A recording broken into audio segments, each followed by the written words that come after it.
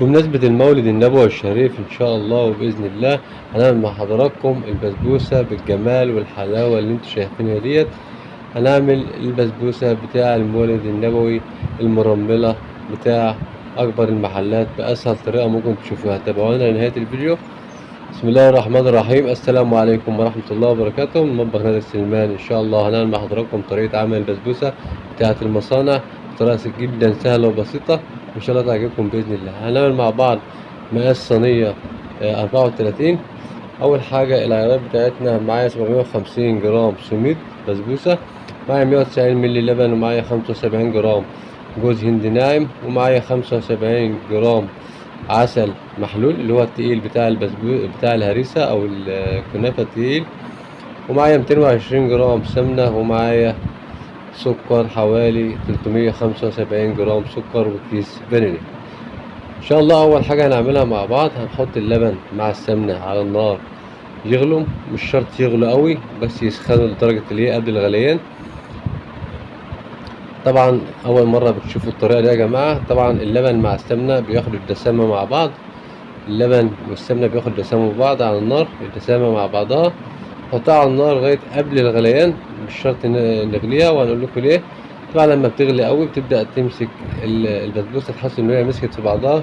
احنا بنخليها لغايه قبل الغليان بمرحله، وبعد كده هنجيب المقادير الباقيه اللي هي الجافه، نحط السكر مع الفانيليا مع العسل مع جوز الهند. جوز الهند طبعا اهوت، وحطينا طبعا السكر مع كيس الفانيليا.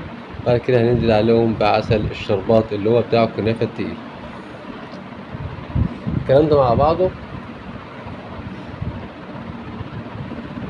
حطينا العسل، السمنه طبعا مع اللبن غليت قبل الغليان زي ما قلنا، وبعد كده هننزل بقى على الخليط، هنبدأ نقلب كله في بعضه لحد لازم نقلب يا جماعة. ده الخطوة ديت مهمة جدا في نجاح البسبوسة، لازم تقلب كلها مع بعضها بحيث ان هي كلها تبقى رواح واحد عشان ما تفصلش.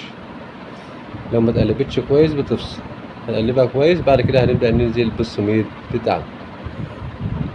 طبعا السميد ما بيتعجنش عجين، يعني بنبدأ نشبط بس السميد مع الخليط عشان خاطر ما تبلطش مننا او تبدأ تشقق وما تبقاش طالعة يعني في الفرن ما تبقاش مكتومة يعني. طبعا بس احنا بنبدأ نقلبه، وبعد كده بنحط معانا 100 مللي مية، لان طبعا المفروض ان هي النوعية دي من البسبوسة يا جماعة او العيار ده بيبقى سايح شوية، ما بيبقاش ناشف. حضراتكم شايفين كده بيبقى سايح شوية، نفس الرواح ونفس القوام كده، ما بيبقاش اخف من كده. ده يعني هو ده الرواح المظبوط 100%، ما بيبقاش اخف من كده. اخف من كده هيشقق مننا يا جماعه. صينيه مقاس 34 مدهونه سمنه طبعا. بعد كده هبدا انزل بالخليط.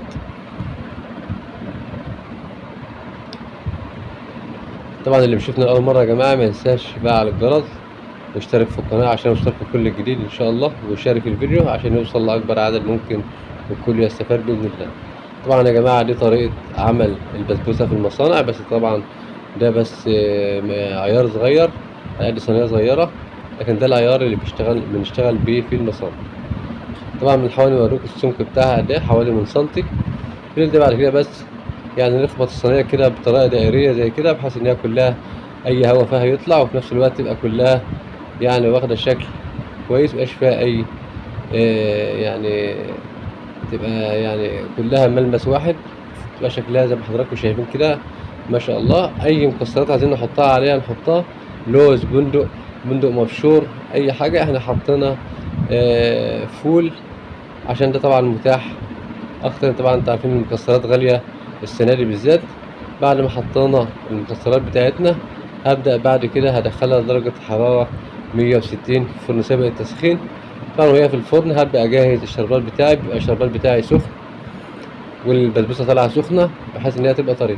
طبعا 375 جرام من المية والعسل الجلوكوز والسكر حط مع بعض مقادير متساوية على النار حتى الغليان زي ما حضراتكم شايفين. بعد كده هنزل عليهم بواحد جرام ملح ليمون أو ربع ليمونة. طبعا العسل يا جماعة مش هيسكر، لأن طبعا مقادير متساوية، يعني نسبة المية فيه أكتر مهياش قليلة زي ما حضراتكم شايفين. اهو غلي العسل او الشربات بتاعنا، والبسبوسه هتبقى طالعه من الفرن سخن مع سخن.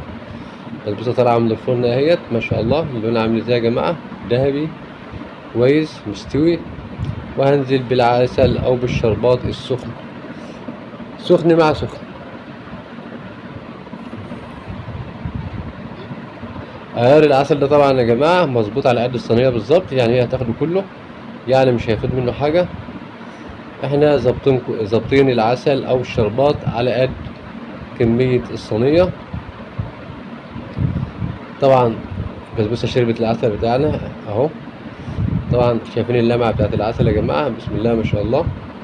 شكل البسبوسه بعد ما شربت حاجه يعني لا مشققه ولا شيء، طالعه مظبوطه 100%. شغل المصانع يا جماعه.